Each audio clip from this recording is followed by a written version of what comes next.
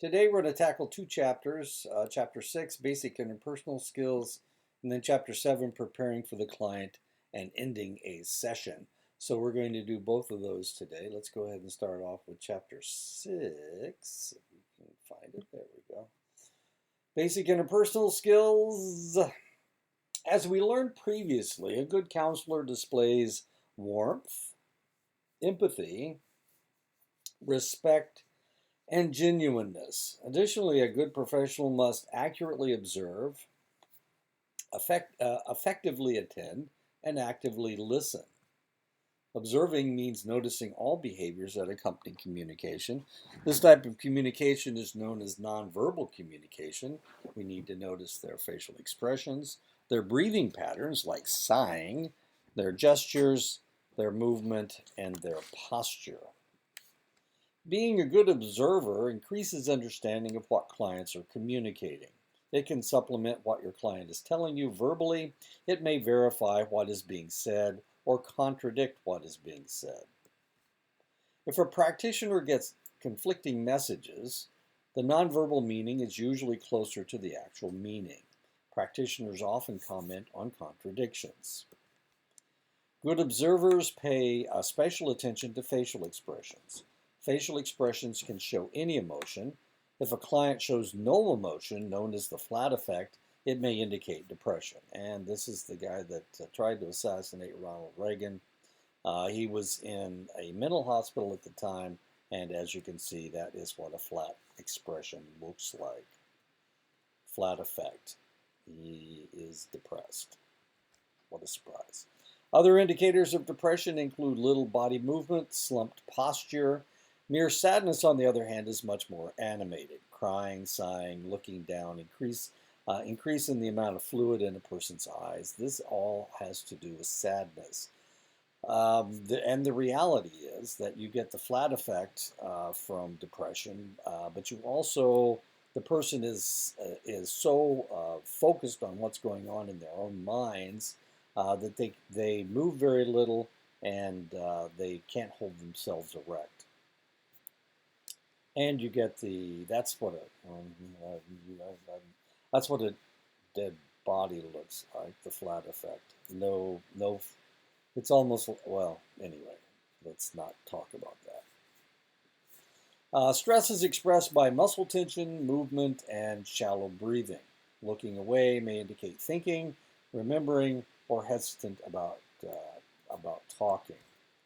Clenched fists must be interpreted by the context of the situation and may indicate stress, frustration, anger, or anxiety. The counselor must remember that gestures are culturally developed, so you need to understand the culture. When someone experiences strong emotions, their skin tone may change color, darkening or looking rosier than usual. Skin tone change usually starts at the chest and it will move up the face.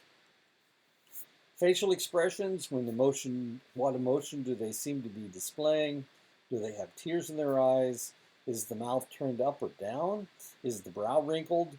Are there circles under their eyes? Are they smiling?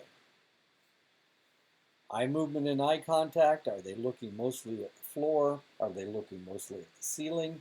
Are they looking around the room? Are they looking directly at another person? Are they staring? Body position, how are they sitting? Are they leaning back, slumped over, slouched, upright and stiff, legs crossed, feet flat on the floor, legs curled under, legs crossed, ankles crossed? All of these have different meanings. Body movement, did they hardly move at all? Did they move slightly? Did they fidget most of the time? Did they nod their head or swing their legs? Did their movement change during the interchange? Breathing pattern, did their breathing seem normal? Did they often sigh? Did they take deep breaths? Did they breathe in a shallow way? Muscle tone, are their fists clenched? Is their jaw tightly closed? Are they slumping? Is their face slack? Has their muscle tone changed during the interchange? What were they doing with their hands? Did their hands stay in their lap folded together? Were their hands moving around most of the time? Were their hands in tight fists? Did they make circles with their arms or hands? Did they show their palms? Skin tone, did you notice any change in skin tone? When in a group therapy situation, it is important that the practitioner observe everyone in the group. They should not only observe the individual speaking, but how the members of the group are reacting to what the speaker is saying. When the practitioner scans the group, it also encourages the speaker to speak to everyone, not just the practitioner. Often in a group situation, there will be two leaders, and the two can trade off assignments of observation. It is necessary to observe the people in large groups. This can be done by looking for telltale actions of individuals or groups of individuals. Are they fidgeting? Is the facial expression incongruence? Is there facial expression incongruence? Shoulders, are they hunched? Mouth pinched or eyes closed? Attending involves being totally focused on the client. Attending isn't as easy as it seems. Often, when we are listening to someone, we are hearing what they are saying, but we're trying to compose what we are going to say when it is our turn to speak. While there are some cultural differences in the way that someone shows attending, for the most part, it is shown by leaning slightly forward in a relaxed, comfortable position, sitting in an open and accessible way. Face expresses appropriate concern. Facial expressions are extremely important. The facial expression should be congruent to what the client is relating and experiencing. For most people, this comes naturally, but some are taught to smile or laugh at adversity. Maintaining regular eye contact is another way that you can show that you are paying attention. People from Asia and those from Northern Europe tend to prefer a more peripheral gaze, finding the direct stare too intense. Any distracting behavior, including taking notes, should be avoided as it distracts from the process.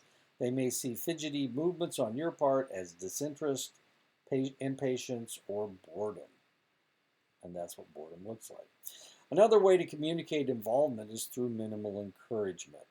Minimal encouragement involves repeating one or two words a person says, nodding, which is what this guy's doing, saying something in the affirmative like, uh-huh. Listening involves fully focusing on what the other person is trying to communicate. Listening actually goes beyond attending. Most of us are composing in our own minds as others talk to us, but listening is total absorption in what the client is saying. Listening isn't just hearing the words, but conveying the understanding of the implications of what the client is saying. While listening, the practitioner uses minimal encouragement to get the client to continue disclosing.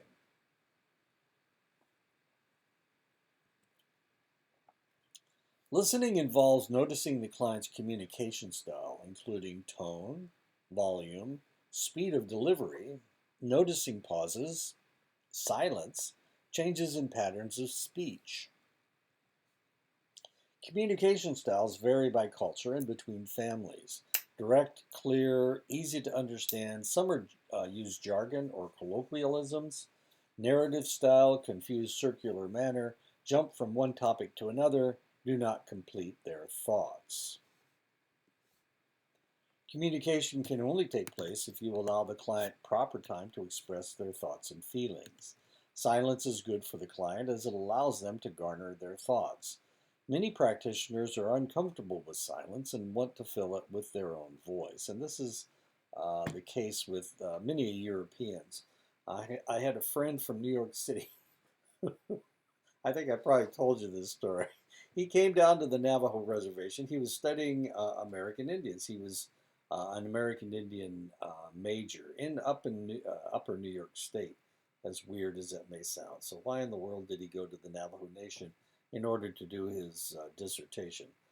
Because that was what his dissertation was about. So he's talking to an elder, and he would ask the question, and then the guy would wait for a couple minutes. Now this guy's from New York, and he's actually from New York City. And New Yorkers don't spend a lot of time doing anything. They just zip through everything. And so finally, Brian said to the elder, "Why are you taking so long to answer me?" And the guy said, "Well, you know, Brian, your questions are so thought provoking that I want to give you the best answer I possibly can."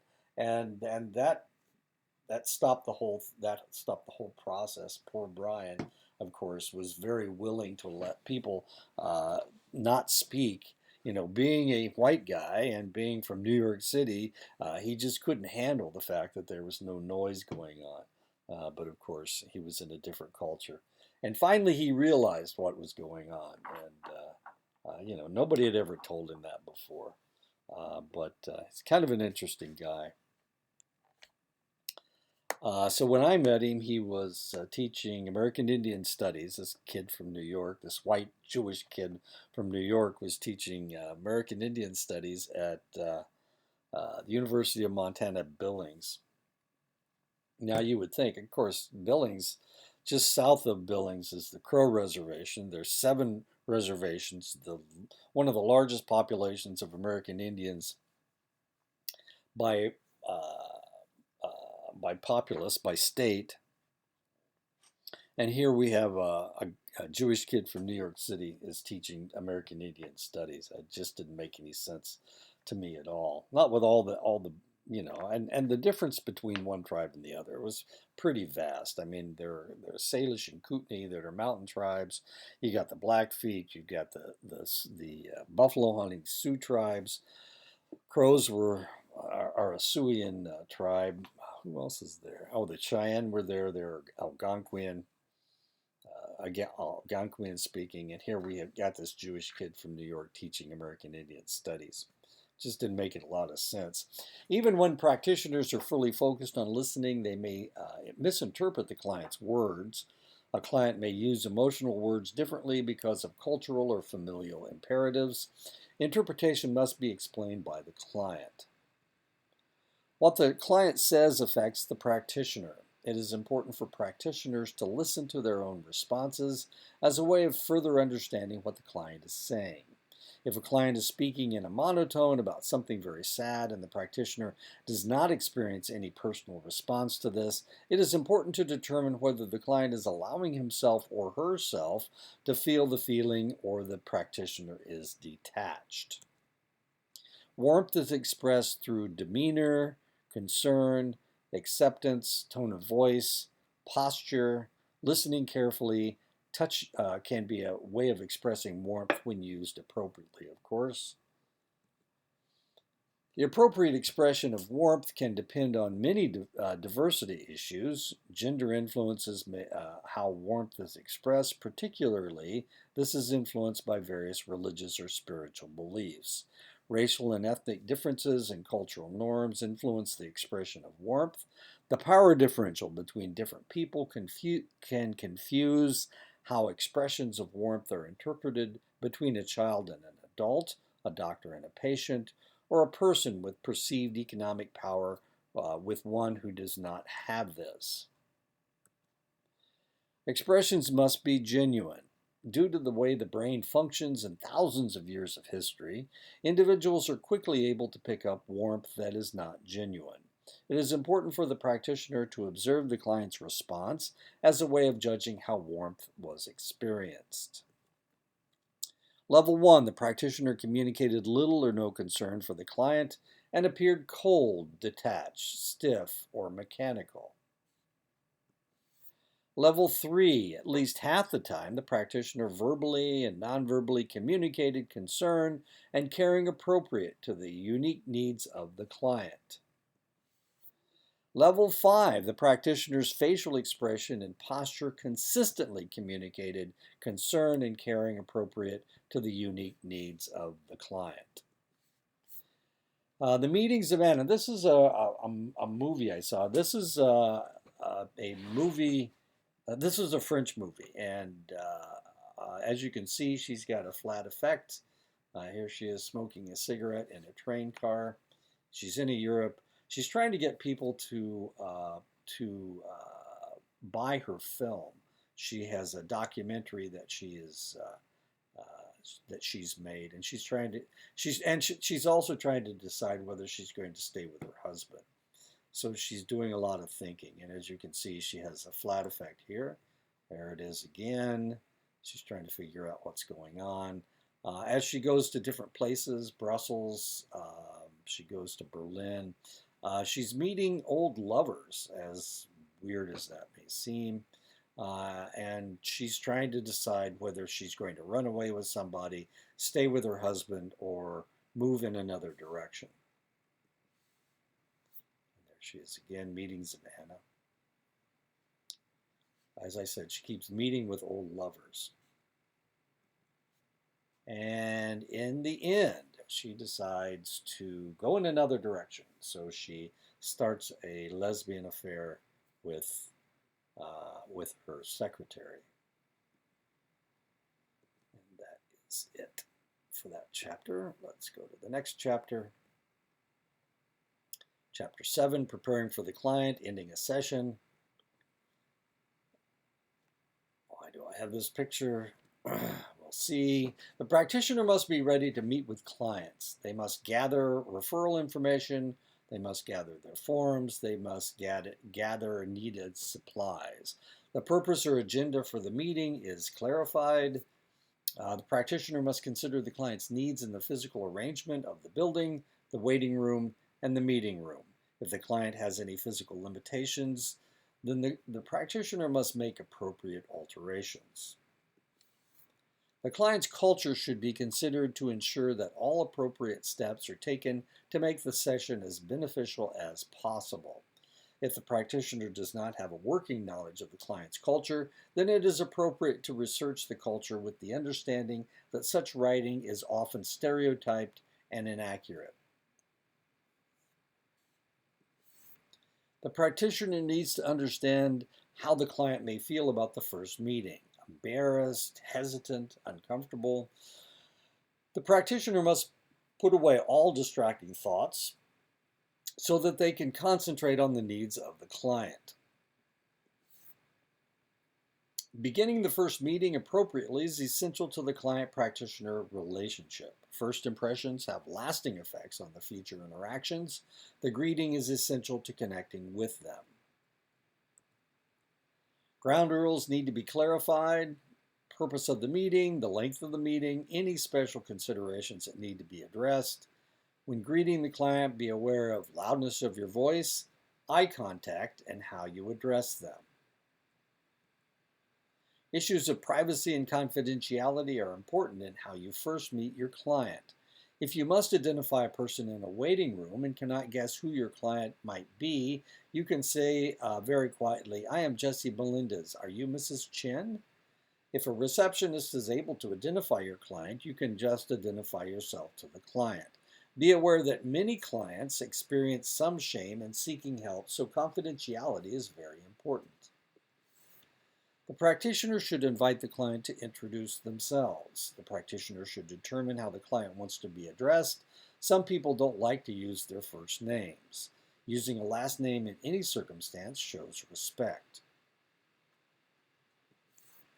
People tend to feel more comfortable with professionals who fully explain the process, what they are going to do, what will be expected of each person participating, the purpose of the meeting, the limits of confidentiality.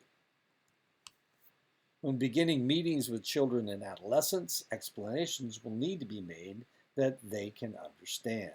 Special issues of confidentiality will need to be covered. Education about your role is important, as well as what you expect of them. How you will include their parents or caretakers also needs to be made clear. First meetings with groups and families, be sure that members of the group are acquainted with each other. Clarify ground rules for talking. Explain what the role of participants will be. In families, you may want to ask how the members want the family to be different. Confidentiality needs to be discussed and an agreement reached about how information will be shared outside the group or family. For subsequent sessions, some practitioners like to start their sessions by allowing the client to initiate the conversation, thus setting the direction of the meeting. They may say, "Where would you like to start? Let's begin by discussing the progress you have made since our last meeting." Confidentiality is one of the most important elements to address at the beginning of the first meeting. The need to assure clients that information shared with you will be kept confidential, secure, not shared with others unless they sign a consent form. One of the hardest areas of clients to understand is mandated reporting of possible harm to self or others, suspected child abuse and neglect, elder abuse, beginning your discussion of confidentiality by covering the legal limits of your state. And of course, each state has different confidentiality laws. Each state has different laws, and this is one of the things that you have to remember. A lot of times in the United States, because we watch television and because we see a lot of shows on television, we assume that those are the laws of the land. Well, that's not usually the case. If the movie was made in California, which a lot of movies are, then probably the laws they're talking about are California laws. Sometimes they're New York laws because, those are the two largest, well, they're not really the largest states, but they are the most populous states, or they used to be. I guess Florida has passed New York as being more populous now. But one of the things that you need to understand is that each state has their own laws. So you may be dealing with different laws. Explain the boundaries of confidentiality. Most agencies will have a statement of confidentiality and informed consent that clients must sign during their first appointment. If a client is mandated by the court to see the practitioner is required to report back to the court. If the client is considered a minor, the parents or guardians usually have the legal right to know what happens in a session. Each state has their own laws regarding sharing information with parents. Many practitioners will only disclose information if the child's behavior is a threat to self or others. Possible problems a minor could disclose: being sexually promiscuous, using drugs excessively, threatening to run away, having been abused or neglected, feeling suicidal, feeling homicidal. Groups create additional issues in confidentiality. Confidentiality must be discussed during the first meeting, of course. Most practitioners recommend that the group members agree not to discuss information covered in the meeting outside the group or with anyone in the group after the meeting has ended.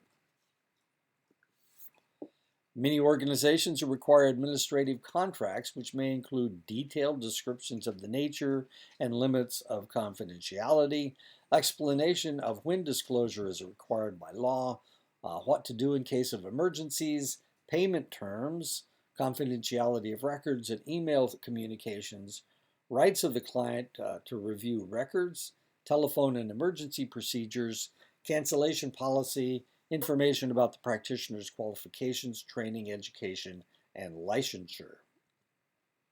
Other information that the client needs: payment, emergencies, telephone or email contact, how contact between sessions will be handled, cancellation policies, and length of meetings.